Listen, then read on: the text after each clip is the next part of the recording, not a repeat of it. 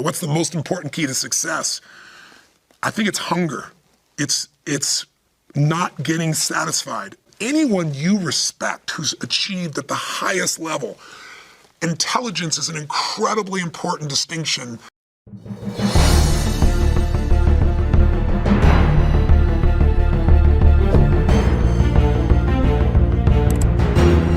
What do you think is the greatest human skill? Not habit, but mindset and skill.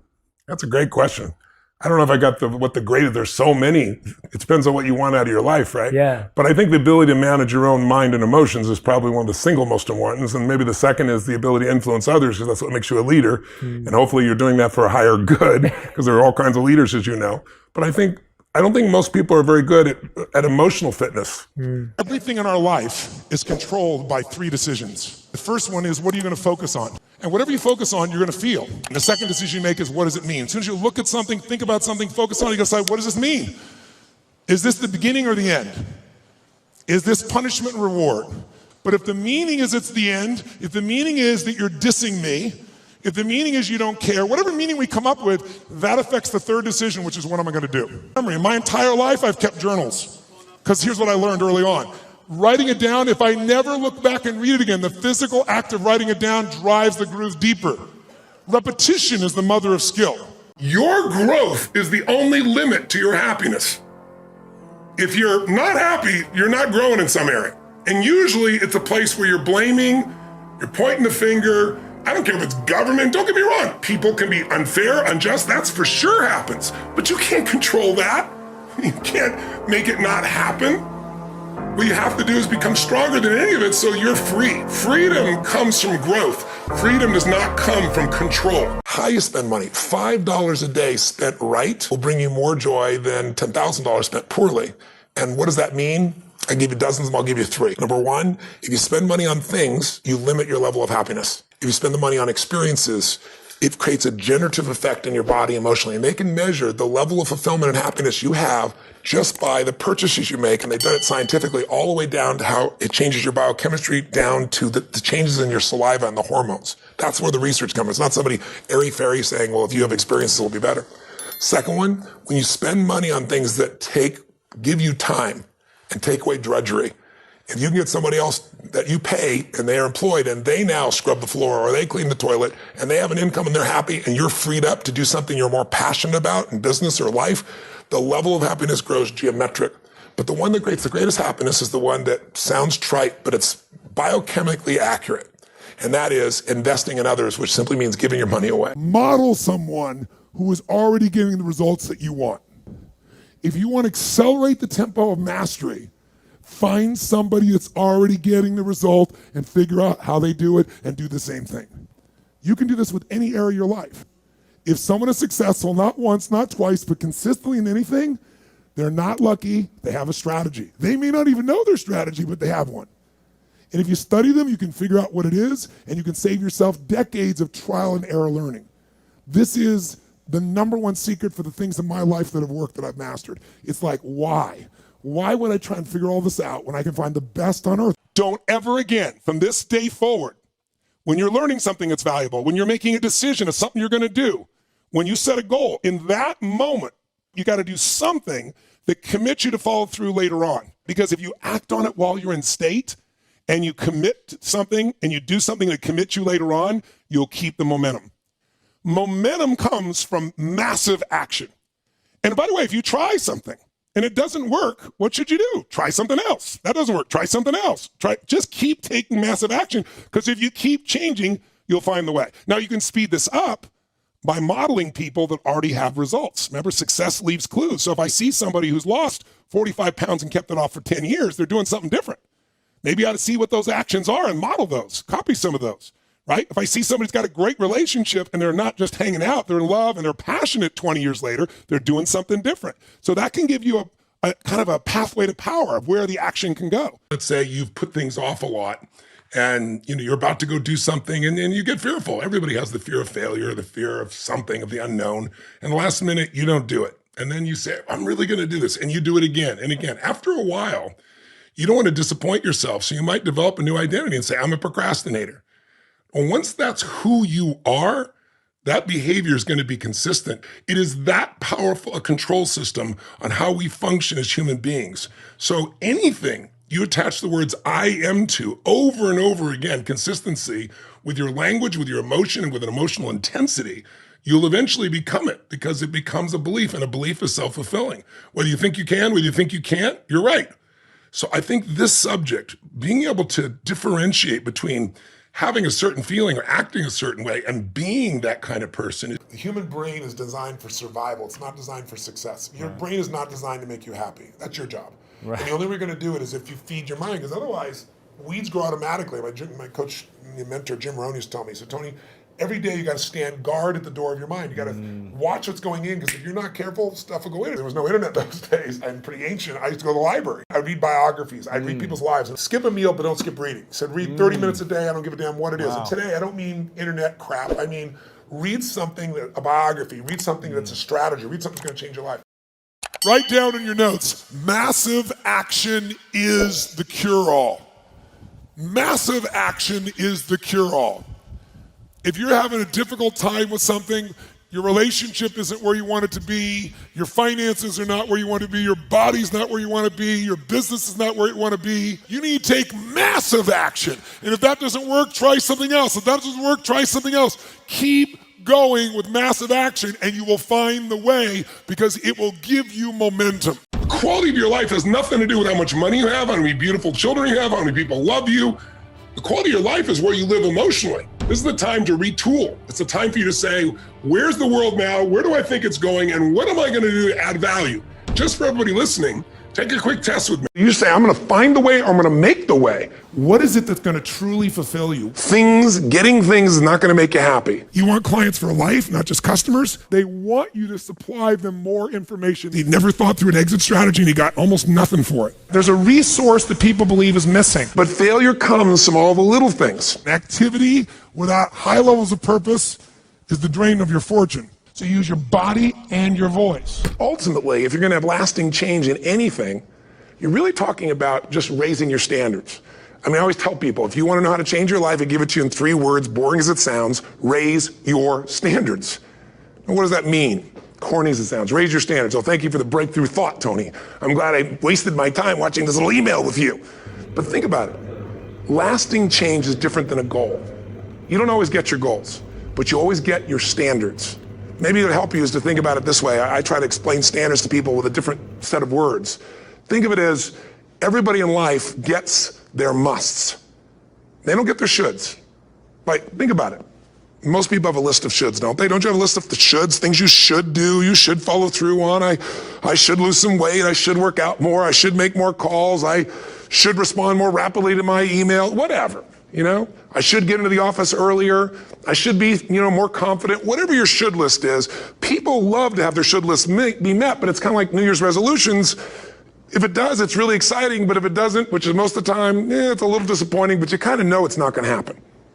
But when you decide something is a must for you, an absolute must, when you cut off any possible, you say, I'm going to find the way or I'm going to make the way. Human beings, when they resolve things, when they make a real resolution inside themselves, which is they raise the standard and they make it a must, they find the way. Think about it in your own life. Haven't you had some area of your life where you raise your standard and your life has never been the same? Maybe at one time in your life you smoked cigarettes, or you did something and you did it for years and you kept trying to change it and kept telling yourself I should. And then one day something happened. Something just clicked you over. Something took you over that kind of tipping point. And inside yourself, you said, no more. And it was a very, very different experience, wasn't it? Something inside of you shifted. And what was a should became a must, and you've never gone back. Is there an area like that in your life you can think of? Again, did you ever smoke cigarettes? Did you ever eat a certain way, drink a certain form of alcohol, and then finally say no more, and you just don't go back? And notice this, it doesn't really take any willpower anymore. Because somewhere when we make this click, when we make something a must, we attach ourselves to it. It becomes part of our identity. And one thing I've learned in the last, 33 years of working with people from now over 100 countries, 4 million people, is human beings absolutely follow through on who they believe they are. If you said to me, well, I'm really gonna work hard to stop smoking, but I've been a smoker my whole life and I am a smoker.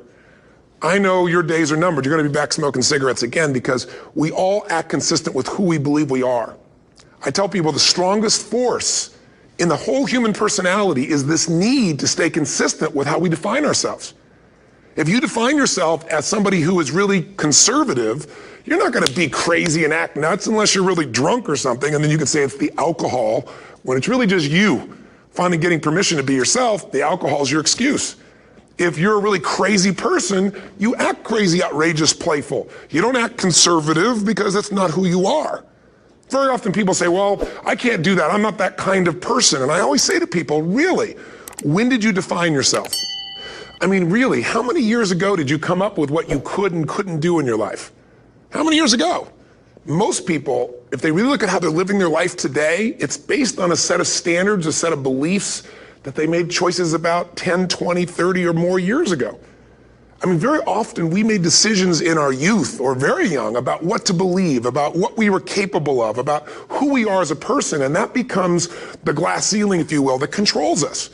There's a corny metaphor, but it's true. I remember one time I was with my family at the circus, and there was a person there, and they had this big, giant elephant, and you look at this elephant, and they take this little rope, put it around the elephant's neck, and they drive this stake into the ground. And I mean, you look at this and you know that elephant could rip down the entire tent with almost no effort. And yet the elephant doesn't struggle, doesn't try. Why? Because the elephant's conditioned. And they take that elephant and condition the elephant when it's a baby elephant. That's how they train them. When it's a little baby elephant and it doesn't have the power yet, they put a big rope around it and they drive this huge stake in the ground, and the elephant fights and fights and fights. And one day, finally, that elephant decides, I'm not capable of pulling this out. And once that becomes the definition of an identity of anyone, an elephant in this case, they don't even try anymore. It's just who I am, that's how it is, that's just the way it is in my life. I'd like to ask you to take a look at any place you've got a limitation and ask yourself, when did I decide to accept that limitation? And you may not even see it as a limitation, you might see it as just that's who I am. But so often in our lives, we've adapted to be a certain way so that we don't fail or so that people will like us or respect us, but it's not necessarily who we are. Joy comes when you're spontaneous. It's really hard to be truly happy when you're not being yourself. And most of us have no clue who we are. And so a big part of my work, if you've ever been to an event, you know, is to get people to do things spontaneously without thinking, because that's when the real you shows up. That's when the energy comes alive.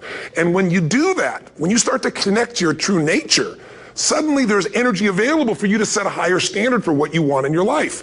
That's what this is really all about. And when I talk about standards, when I talk about, shoulds versus musts, think about your own life.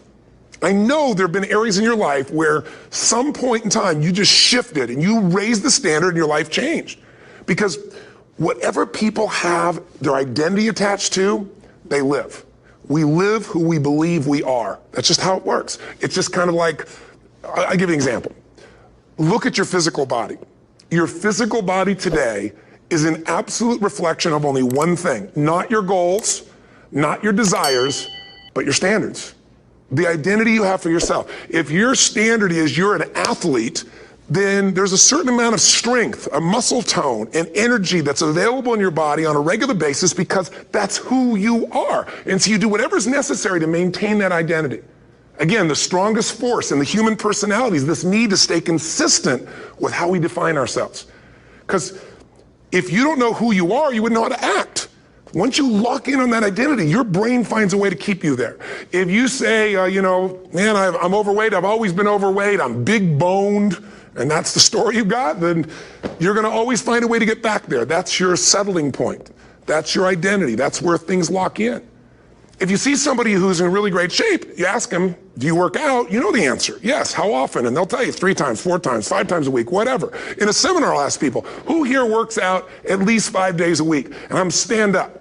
And you look around that room, and you know that they work out 5 times a week because you can see their body. You don't just get a result without some kind of action, without some form of ritual. Ritual meaning actions you do consistently.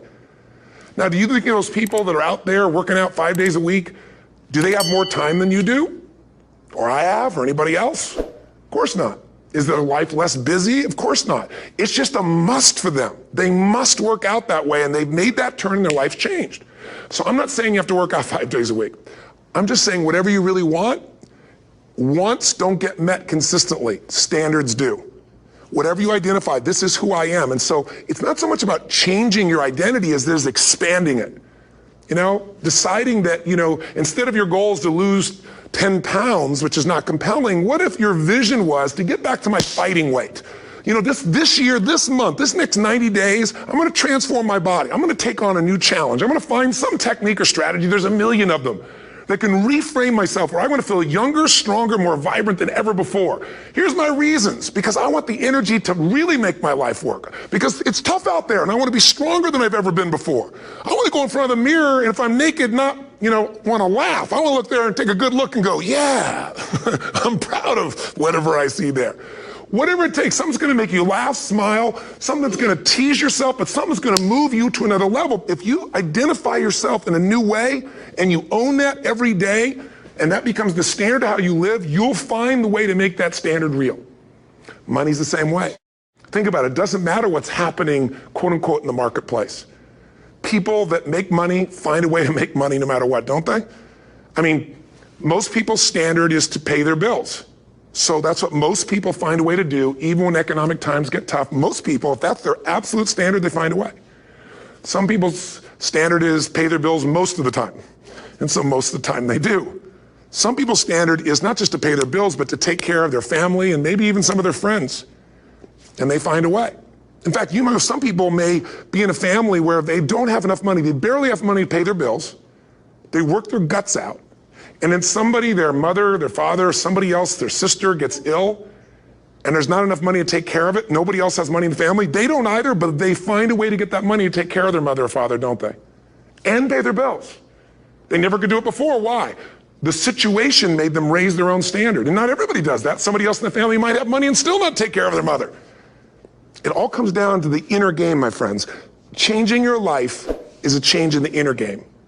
The outside world you can't control, but you have absolute control over this one if you learn the dynamics of what shapes you. And identity is one of those simple, clear, fundamental basics that if you start to shift it, everything else will shift in your life as well. Some people, by the way, have to have more than enough money to do what they want, when they want, where they want, with whomever they want, contribute the way they want. And if that's their must, they find a way.